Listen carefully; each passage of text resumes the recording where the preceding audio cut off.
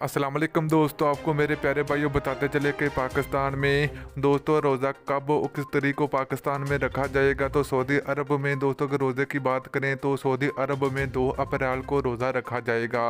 यानी कि पाकिस्तान में 3 अप्रैल को रोज़ा हो सकता है और 2 अप्रैल को सऊदी अरब में रोज़ा कन्फर्म हो चुका है और माह रमज़ान का चाँद भी नज़र आ चुका है। तो वीडियो के अंदर आपको मुकम्मल आप लोगों का तफसील आप लोगों को देंगे, तो वीडियो को लाजमी आप एंड तक देखें तभी आपको पता चलेगा। तो दोस्तों पाकिस्तानियों के लिए बहुत बड़ी खुशखबरी आ चुकी है।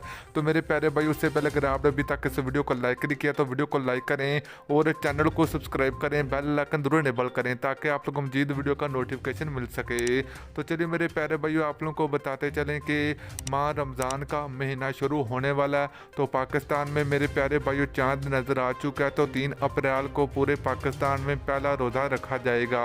तो 2 अप्रैल को सऊदी अरब में रोज़ा होगा। तो वीडियो अच्छी लगी तो वीडियो को लाइक और शेयर करें।